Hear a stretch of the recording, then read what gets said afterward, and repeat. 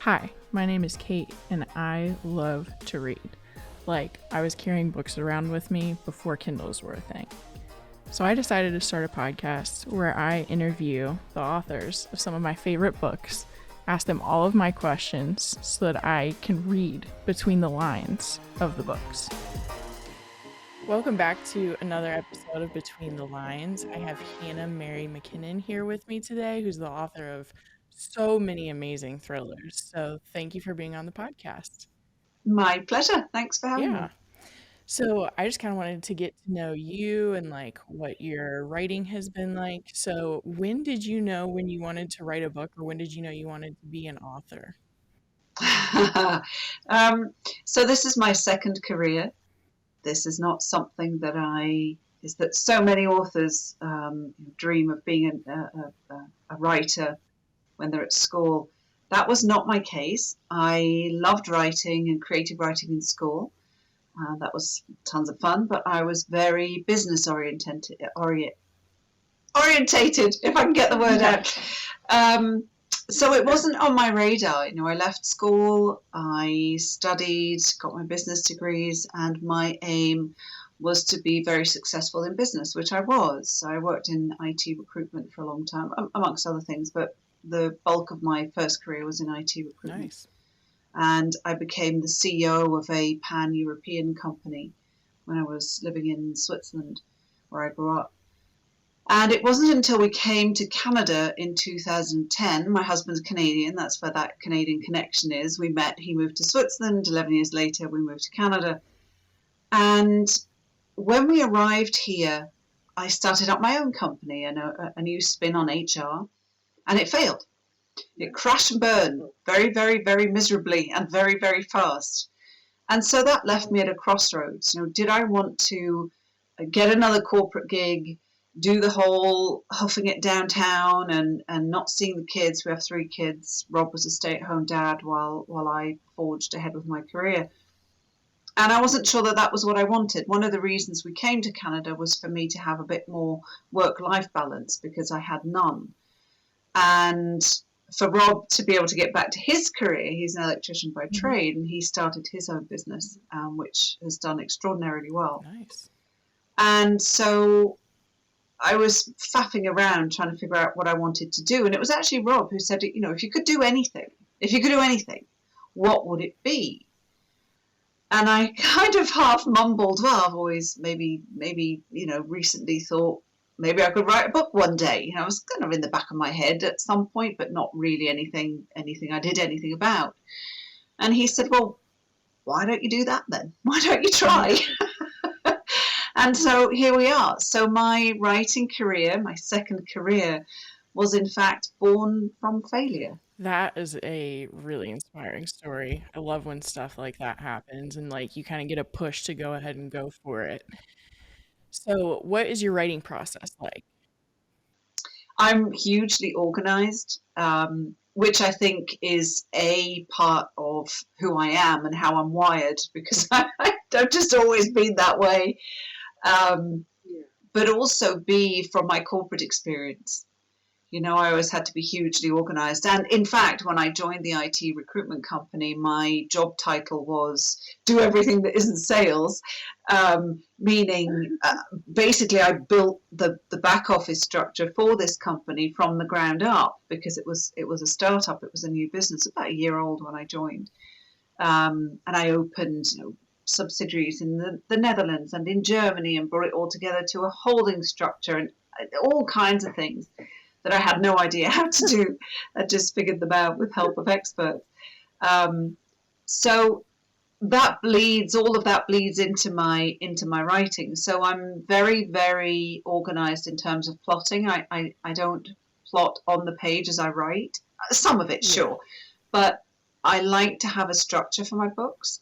I like to have a beginning and an end, or what I think will be the end, and then plot it out in its entirety. Not every single twist and turn, because then I might as well write it. I can't do that. But the main beats, the main plot points. So I plot those out, and I I build a photo gallery of my characters, not celebs. I always use hairstyle models because if it's celebrities, that's distracting because they're not my characters. Then it's just the celebrity, so that doesn't work for me. Um, I also interview my characters, which sounds a bit nutty, but I do. I have a 3-page questionnaire and interview them. You know, the typical things: what do they look like? Where did they grow up? How old are they? But then also stuff like how much money have they got in the bank account? If they could drive any car, what would it be? Have they ever seen a dead body? And when and how? And that doesn't all go into the book, obviously, but it makes my characters real to me and hopefully the reader. And it also ensures that they're not all the same, that they don't all have the same background. They didn't all study whatever it is, so they're all different. And then I'll probably build a map on figuring out where is this story taking place, more or less. And then I start writing. So I'm very organized up front, and then I write my puke draft. That's the technical term. Really quickly, because that's the most painful part for me. I like editing, but in order to edit, you got to get words on the page. Right. And the more I write, the more books I write, the more I refine the process. And sometimes it works well, and sometimes it doesn't. And I got to go back and replot, or I move things. And even though I plot before I start writing, and I spend a lot of time thinking about what's going to happen, I'm not married to the plot. Sometimes my subconscious knows best, or later on something happens, and I'm thinking, "Ooh, that's far more interesting. I'm going to write that." So there's still a certain amount, a large amount of flexibility in the plot that I've written. That is like such a process. I love that. I feel like you can tell in your books that everything is planned out that way because the characters do all feel different. You feel like you really are situated in the story. So you kind of mentioned that you change your process maybe a little bit for each book. So what has changed the most for you since you started writing? Well, I like to think I know what I'm doing now. Whereas at the beginning, I just wrote. I did outline my very first book. I did outline it. I didn't really know how to do that, so it was more of an instinctual thing.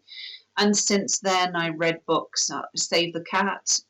There's also Save the Cat writes a novel, but Save the Cat is a screenwriting book, which I found really helpful because it outlines these big beats and it breaks movies down into these beats. So you go, oh, I get it.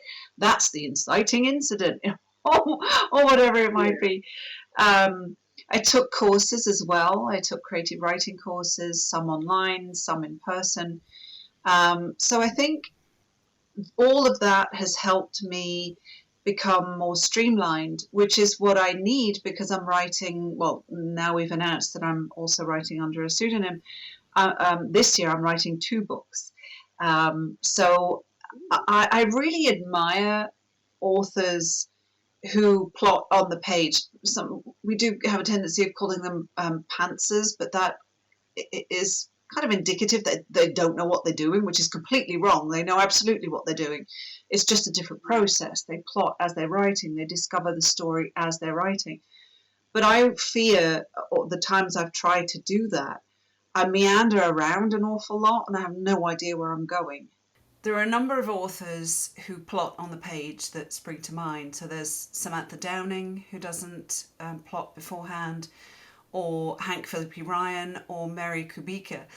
And I remember Mary explaining how not only does she plot on the page, not beforehand, but she also writes the different points of view in one go. So person A, and then person B, and then person C, and then she shuffles, and then she edits, which I find so remarkable. I've used her approach writing for You Will Remember Me, for example. I wrote the first character, and then the second character, and then the third, and then shuffled, which was hard enough.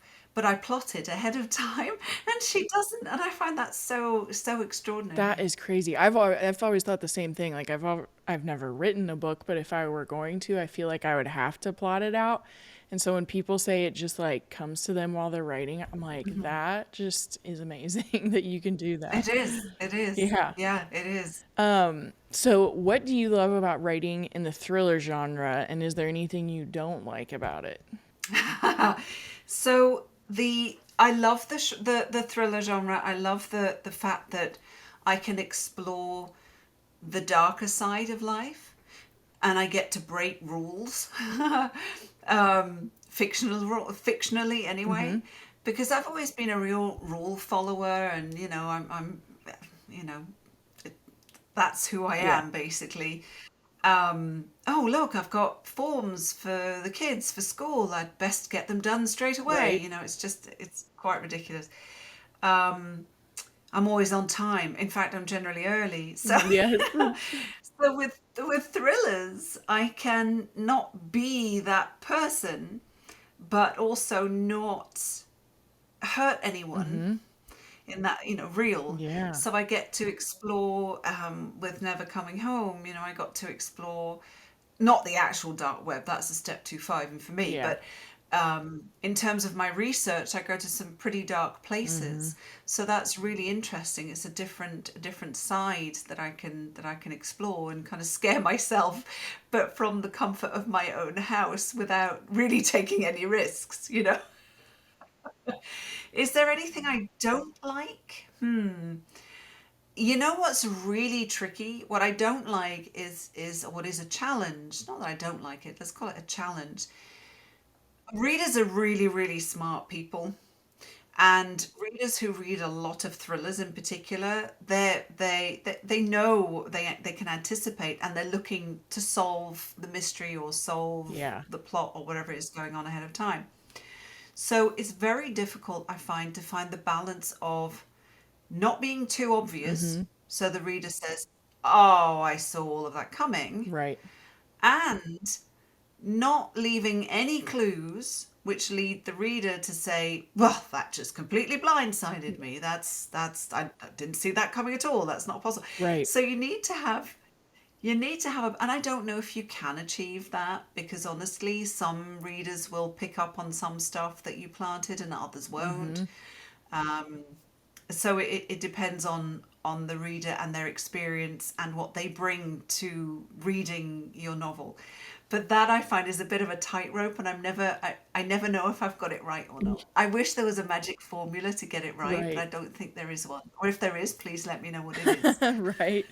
Yeah, I feel like it is because like if you're a thriller reader, you are trying to like just get ahead of the book and be like, "Oh, I figured it Yes. out."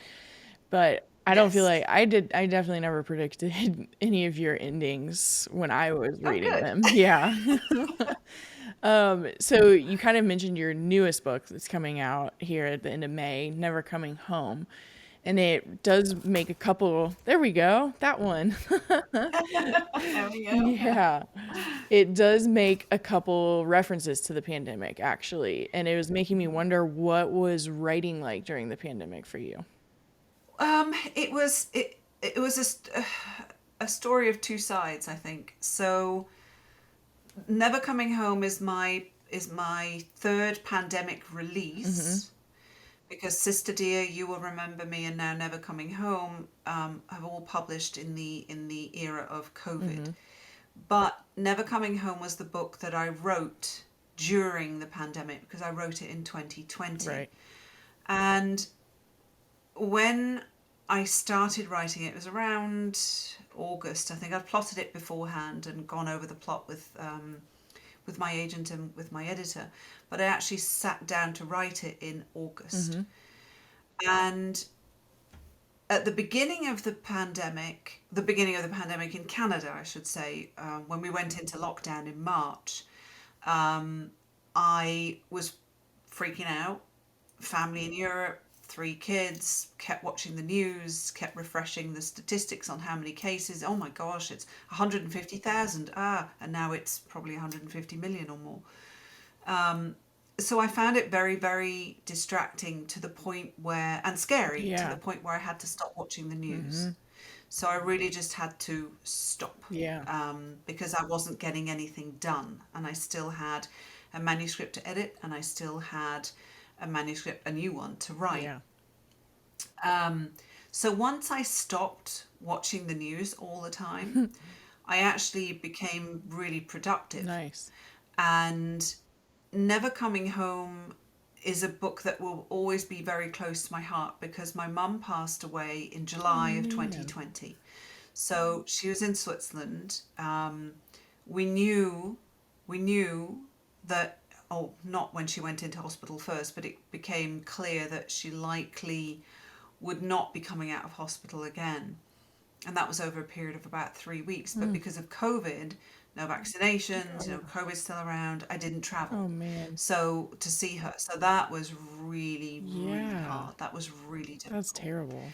And so when I came to write Never Coming Home, when I actually sat down, and I'd done all my plotting and stuff, and I sat down to write the book, I needed something that would make me laugh. Yeah. And that's why Never Coming Home, well, there's a couple of reasons why, but Never Coming Home is probably my darkest because it's all written from the antagonist's point of view, from the evil guy's point of Yeah. view. But it's also my funniest, if you like my sense of humor, because Lucas is very wry and witty and Yes. sarcastic, and I loved him. And so every day I got to disappear into this manuscript Yeah. and spend time with this character who is so evil but who made me laugh. Yeah. And that was what I really needed. I'd already set out to write a character that I wanted readers to root for despite knowing they Yep. shouldn't, and then question themselves as to why am I rooting for the bad guy? What Yes. am I doing? Why do I actually like this guy? Hopefully, not everyone, of course. Yeah. That would be wildly unrealistic. But that was my aim, Yeah. to have as many readers as possible, hopefully, like the Yeah. guy. And I think he became then even funnier because everything in my life felt so desperate, Yeah. with COVID and lockdown and school cancelled. And we're lucky because our kids are older. They are now 18 and 17, Okay. 17-year-old twins. So they were 16 and 15 and self-sufficient. I didn't have to homeschool them in the Right. sense of get online and listen to your teacher Yep. and let me help you with my homework. I didn't need to do any of that. Yeah. So at the beginning it was blind Mhm. panic, and then I disappeared into my work. Yeah. And I was very glad to have that place where I could go and wreak some havoc, but have some fun too.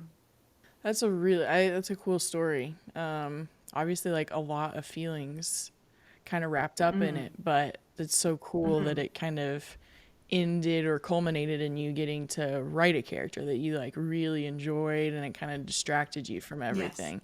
That's really cool. Yes, yes. And the pandemic, I mean, I included the pandemic in Never Coming Home. It's probably three Yeah. sentences. It's just a tiny smidge of why. So Lucas hires a hitman to get rid of his very, very rich but incredibly annoying wife. And one of the kickers as to why he really needed to get this done was, well, you spend 6 months with someone cooped up in the same house and you start imagining all kinds of things, including their funeral, I think is one of his Yes. lines. So it is not, I wouldn't want anybody to think this is a book about the pandemic. It really isn't. It just has a couple of sentences in there because we've all gone through it.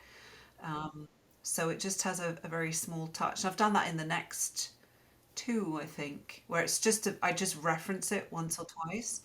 And I know as authors we've had different conversations about that. Do we set a book in the pandemic? For me, no. We're just still going through it, so I don't want to read about it as well.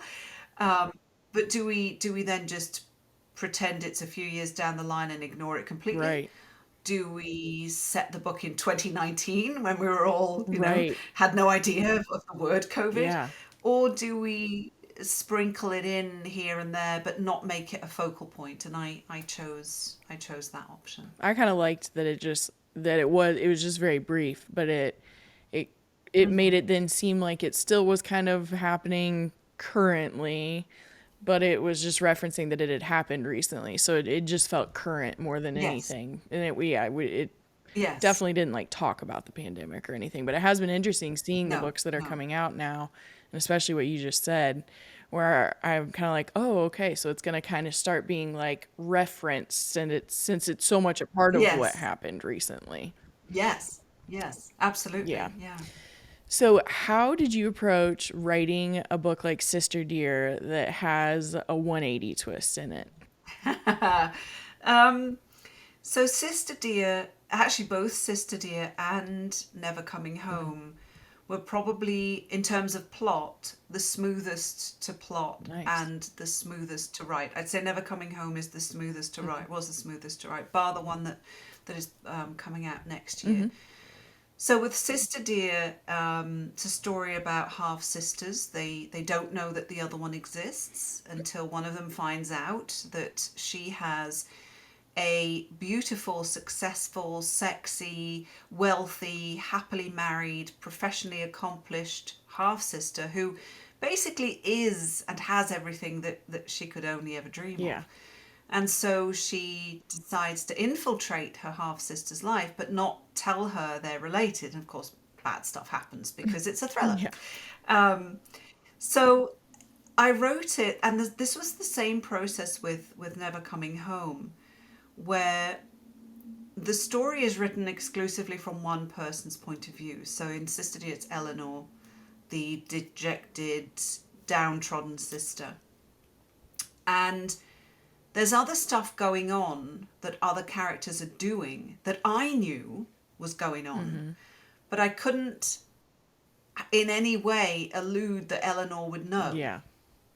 So what I actually had to do physically I did this in a notebook by hand was just sketch out. Okay, so what Eleanor knows, or in Never Coming Home, what Lucas knows, and then on the other side, what the other person knows, Mm-hmm. and what's happening, and what they are doing, and how, and all the rest of it. So I just had to keep that really those two parts of the story Yep. separate, and make sure that Eleanor's point of view and Sister Dear and Lucas's point of view tied into what was happening that they didn't know about. So it was an interesting exercise.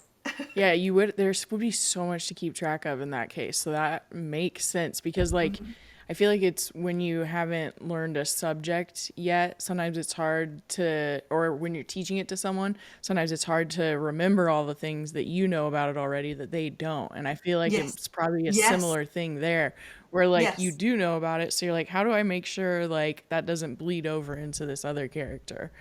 That's Yeah. right. That's a really interesting comparison. Yeah. I love that. That's absolutely That's what it was right. making me think of when you were saying it.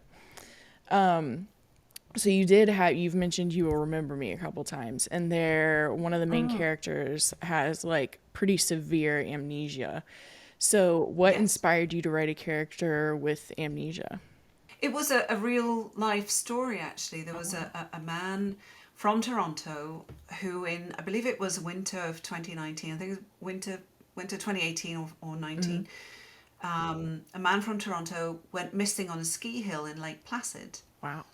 And he said to his friends, "I'm just going to go and get something from the car or whatever," and vanished. So as the days went by, the fear was that he'd gone up the mountain for one last run or something and had fallen, and they'd find him Yeah. dead Yeah. probably, with being outside exposed to the elements. But he wasn't on the mountain. He showed up in Sacramento 6 days later Whoa. wearing ski gear with a credit card in his pocket, and he had no idea who he Oh my was. gosh. Not a clue. So he had full blown retrograde amnesia, which means that he could not remember his past. He could just remember up to a certain point, when he arrived in Sacramento, but everything else he remembered the cross country trip in a truck. But he had no idea why Sacramento, where he was from, who he was. And in the end, he managed to call his wife because of the credit card in his pocket. I mean, he's wandering around Sacramento in his ski gear, and people are wondering who this guy Right. is and what's going on. And he calls his wife. Of course, she's beside herself because he's been missing for 6 days, presumed dead. Right. And he got home and he was reunited with his family. And of course, as a thriller writer, my first reaction reading that story is, oh my gosh, that's terrifying. Right. And then my second one is, my second one is thank goodness he's okay. And then my third one is, ooh, but if this were a fictional character, what could possibly go wrong when he gets home? Yes. So that was where the inspiration came from, thinking that if you don't know who you are, you have to trust people who are telling you who you are, that they're telling you the truth, Right. and that they have your best intentions at heart. Right. But what if they don't? Yeah.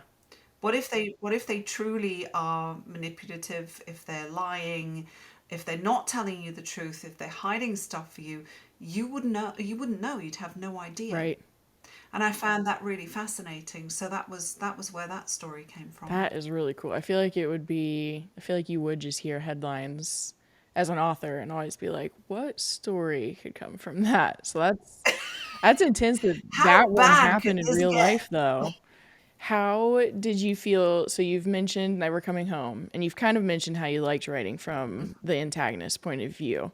How did it like feel Yes. when you were doing all of that? Or did you ever have any moments you're like, this is kind of weird writing this person, or was it just mostly like really fun? It was only weird how much I enjoyed it, to be honest. If there was anything weird about Yeah. it, it was really quite fascinating to have to think about. Okay, so I'm this bad guy, not completely bad. I mean, he's got good sides. He loves his dad. He He loves loves his his dog. He dog. cares for Yeah. his ailing mother-in-law. He's not entirely bad. Yeah. He just wants his wife's money, and she's in the way. So, if you're friends with Lucas, as long as you don't have anything that he wants, you're Yeah. fine. He's a fun guy to hang out Yeah. with. You're completely fine. So it was really interesting to think about, if I have hired a hitman on the dark web. First of all, how on earth do I do that? How Right. how would I even do that? And then, of course, the suspicion would always, and statistically for good reason, fall on the husband when something happens to the spouse.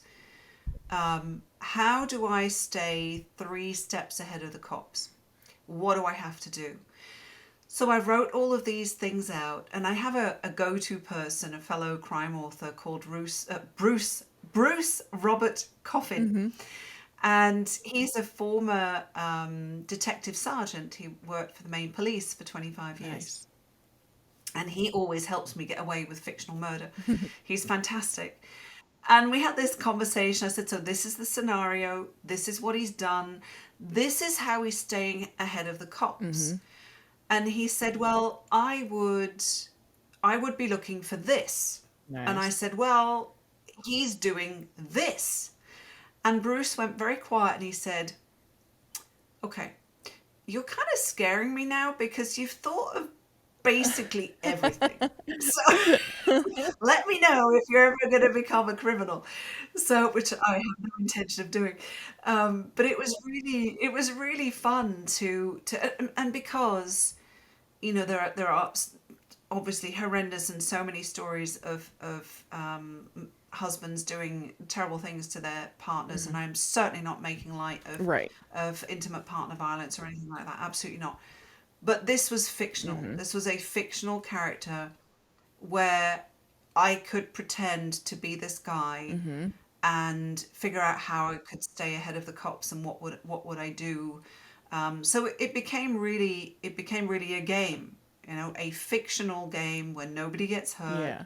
where hopefully readers have a bit of a laugh at Lucas or with Lucas and at Lucas and what he's doing and how he unravels because somebody knows what he did to his wife Yeah. Michelle and starts messing with him. Yeah. So it was fun. I listened to a podcast about the dark web, which I found really interesting because I didn't know the history Yeah. of it. So when I'm listening to this podcast and they explain how the dark web has, depending on what you're buying, has a rating system like Yeah. eBay. That was Rate your crazy. criminal. I found that completely Yeah. fascinating because, well, whatever you want to buy, you want to make sure it's from feels a bit weird to say Right. reputable seller, Yeah. but you would, Yeah. you know. Yeah. It makes total And it sense. has a system for flagging people who are suspected to be police Hmm. or CIA or FBI or whatever. Hmm. So I had no idea, but I did not visit the dark web. I could not. That was just a step too far for Yeah. me. I couldn't do that. Yeah. I Too much of a good girl to do right. that. It ties into like you're kind of living vicariously through your books, but you're like, I'm not gonna go Yes. there now. I'm not. Yeah. No. I thought you No. said something No. interesting Not. too about how you're not really hurting anyone when you're writing fiction, and that's Yes. something that has always been the differentiator for me. So like I can't really get into true crime stuff, like I have no interest in that. And I used to be like, but why? Because like I read all these thrillers, and when I was thinking about it, that is like the big difference is like I also Yes. know that this is really fictional. It's just kind of, I know it's even like a fantasy, that it's like for fun and for the sake of like enjoying a story. So I've kind of felt Right. that way It's before too. entertainment. Yeah. Yeah. Yeah. I read. I have read true crime, and actually took a course about criminal minds Hmm. and psychopaths and whatnot recently, just to better understand the characters that I'm writing and give them more Yeah. depth. And it was really really interesting. But I was hyper aware that the cases we were looking at, and I wrote a paper about the Golden State Killer, Joseph Okay. DeAngelo, whose career spanned from the early 70s until he was caught in 2016. Yeah. 40 years of break-ins and rapes and murders, and I mean, incredible amount of hurt that this man perpetrated. And I was incredibly aware that this is real. This is not fiction. This actually Right. happened. So when I listen to podcasts about true crime, I can't listen to them as avidly as I do books, Yeah. thrillers. I have to take a Hmm. break because, like you said, it's real, and there's only so much of that I can stomach before I need to go and read something pink and light and fluffy and sparkly, Right. or a thriller. Yes. Yes. Yeah. Sometimes I have to switch to like watching reality TV because I'm like, okay, I need the opposite right now. Yes, yes, yes, exactly. So your endings aren't typically like a fairy tale ending for everyone involved. Yes. So how do you decide how you want your endings to play out? I know you said you kind of want to know where the ending is when you start, but do you always know at the beginning how you want it to end for everyone? I think I do. And then things change. So for the Neighbours, that was my first Hmm. suspense book. I had a different ending in mind, Okay. a completely different one. And I was writing a scene. I won't go into too much detail, but I was writing a scene, and a van literally came out of nowhere. Whoa. And I thought, okay, I'm doing this. And Yeah. Right. smack. Um, and I think it made the book a lot better. I Hmm. think the other ending probably would have been Hmm. fine, but I don't think it would have been an ending that would have done the rest of the story justice. I Yeah. think it would have been an easier Hmm. ending in terms of, oh yeah, okay, so that tied up neatly. Yeah. And I don't like ambiguous Hmm. endings where you have to go and Google and try and figure out, so what did the author really mean? Right. But I like endings to be potentially open in the sense that the story could still Yeah. continue. Not that I'm saying I would write sequels to them, Right. but just where everything isn't tied up neatly with a bow. Right. And I think one of the reasons why I like endings so much is that, the iconic book Gone Girl. Yes. I still think about Nick and Amy Dunn. Hmm. I still wonder what is going on with that couple. It's Yes. been 10 years since it came out. Yeah. Don't want to give any spoilers away, Right. but 10 years is a long Yeah. time for stuff to happen in that relationship. have they killed one another yet? Right. You know, if so, who killed who, and are they in Yes. prison, and what is going on? So I like books that linger. Yeah. I like books that I'm still thinking Mm-hmm. about. And that can also be books that are very neatly tied up Yeah. too. But I do like endings where I'm still thinking about them, and I'm thinking, gosh, I wonder where so and so is today. Yes. And so that's probably why I write those Mm-hmm. endings where the reader can continue the story a little Yeah. bit and think about the characters hopefully a little bit, but without it being it's a clear Yeah. ending, it's not Yes. ambiguous. And with you will remember me, one could argue that there is a happy ending, it just depends on the character. Yes. I was about to mention You'll Remember Me because I was like, that was one of those ones where like I just kept thinking about it. I was like, what just happened? What does this mean? How do I feel about it? Like I could not stop thinking Yeah. about it. And then it was funny when I messaged you after I finished Never Coming Home, I said something and you were like, is it though? And I was like, oh, okay, you're right, you're Yes. right. I was finishing the story Yeah. on my own. So that's kind Yeah. of funny. Yeah. And that's then your spin on it. Yeah. And I know sometimes, um, I know that I have taken some Yeah. heat for my endings, because some people much prefer to have a tidy ending where everything's happy and everything, and where evil doesn't necessarily have the upper Yeah. hand. But I enjoy those endings. Yes. It sticks with you a so little bit. so I'll take the heat, and I try and write the ending that I think serves the story Yeah. best. And I mentioned earlier, when you pick up a book, you bring your own personality and your own experience and your own history to that Yep. book, which changes your perception of the It story. does. And that's why I think as authors, we can't write books with characters and endings and things that happen that please everyone. No. It's just not. It would be so unrealistic for me to think that everyone's going to enjoy everything I write. It Right. just doesn't. I don't enjoy everything I read, so Right. come on. So we just do the best we can and write the story we think is the best we can do Yeah. when we write Yeah. it, and hope that as many people like it as possible. Mm-hmm. So you do have Never Coming Home coming out on the 24th of May. Is there Yes. anything else you want readers to know about it that we haven't talked about? We have talked about There's it. Yes, there is one character in there. There are a couple of characters, but there's one character in there called Bobby Mm-hmm. Boyle, who is it's basically Lucas's nemesis, Mm-hmm. and he substitutes swear words Yes. with other words, so they become flap Uh, or cluck. mhm. And the reason I did that when people are reading it, um, because it made me laugh. Yes.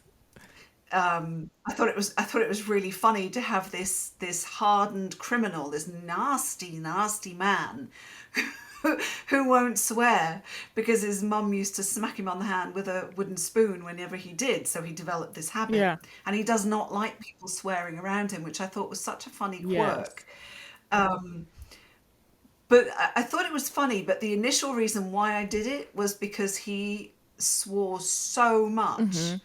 that the book was practically blue. Right. So Right. I had to think, I've got to do something. Either I've got to take it Yeah. out completely, but he's a criminal, and in that kind of environment, pretty sure the air is pretty blue at times. Mm-hmm. How can I change this? So there's a fun fact. Yeah. Bobby Boyle doesn't swear because I didn't want to A, take out all the swear words, but B, have a book that was a bit too raw. I love that so much. I actually saw in one of the reviews on Goodreads, someone said this was such a clucking good book. And I was like, that is the best review that I've ever seen of any book. I thought that was so creative. So, where can people follow you so that they can keep up with everything? Just kind of plug whatever. Oh, I always love hearing from readers and interacting with them. So, my website is Hannah Mary McKinnon, and my Instagram and Facebook are also Hannah Mary McKinnon, and on Twitter I am Hannah M McKinnon because the Mary was just 3 letters too Oh, long. wow. Nice. So I will put all those links in the show notes so everybody can go follow and keep up with everything. And thank you for talking with Wonderful. me. Oh, thank you, Kate. Yeah. It's been a pleasure, truly. Yeah. Thank you very much for your thoughtful questions. It's been a Yeah. blast.